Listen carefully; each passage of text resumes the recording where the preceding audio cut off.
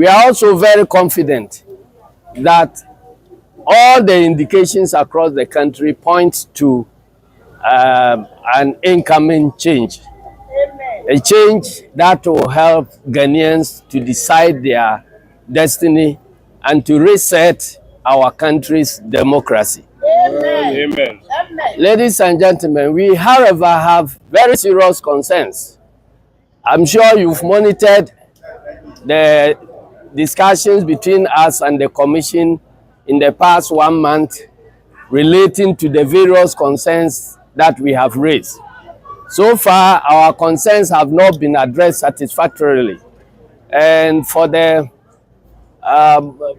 purpose of those who have not heard our concerns, we have serious concerns about the credibility of the register, because the voters' register is the basis for all the elections. So if you get the register wrong, then everything begins to crumble. It means you are building on a weak foundation.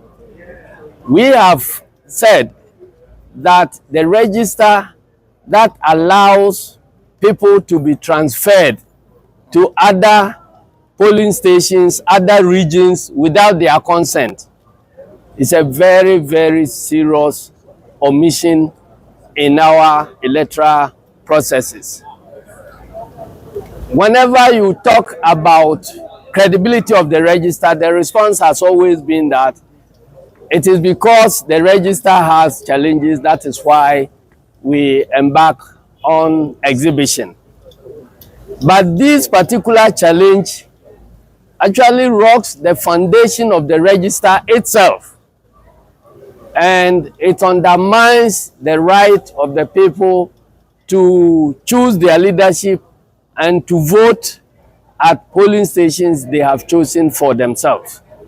So if it is possible for a voter to be transferred from his polling station to a place outside his region completely, and in this case, the Commission has accepted that indeed that has happened. So we ask ourselves, then the protocols for the transfer and the safeguards against transferring people against their wish have been breached. How is it possible that these protocols the Commission has been calling robust, on their own admission, have been breached so easily? And so it undermines the confidence that we have in the voters' register. As I stand here, I don't know that the day I'll go to cast my vote in Bono, I'll be told that my vote is in Boliga. And I think that this is the reason why we are calling for a complete audit of the IT systems of the Electoral Commission to try and answer the question as to why. Is it possible for any district officer anywhere who decides to transfer names of people to places not of their choosing? Is it possible? And they have said that it is possible. If it is possible, then we are not safe. And so we want an independent audit of the system. And if there is a way of breaching whatever protocols they have in place for transferring of names across country, then we will find ways of checking that one, because it goes to the foundation of the confidence we have in the voters' register.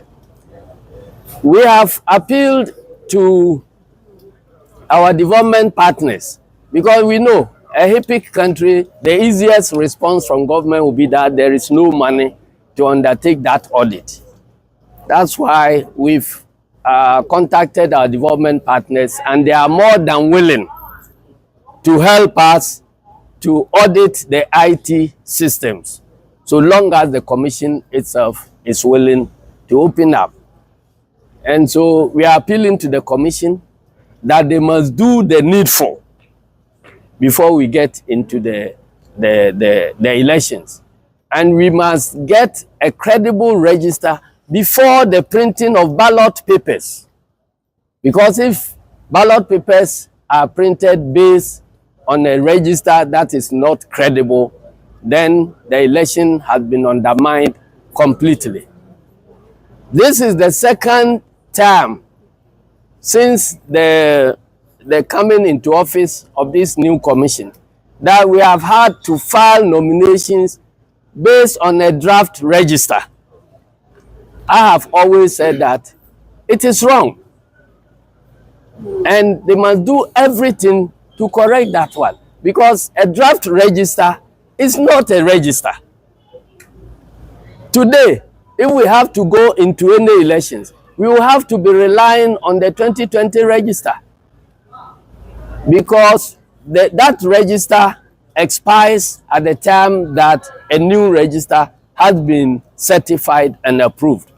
So we have a register that is in existence and then a draft register yet to be certified. So if we are filing these nominations based on that draft register, then it is very, very problematic. I hope the commission would not disqualify anybody based on the fact that a final register has excluded some names that supported the candidature of one particular person here or there. And before I stop, let me clarify. When we said we have appealed to our development partners to support the auditing of the IT systems, some people have misconstrued that one to mean that we are handing over our IT systems to external partners. No. Whatever we have to do has to be paid for. So I don't see the problem where external parties are helping to support the main election, and you don't have any problem with that. If those external parties are helping by way of funding to get consultants to review the IT system to ensure that the whole nation has trust in the register, you have problems.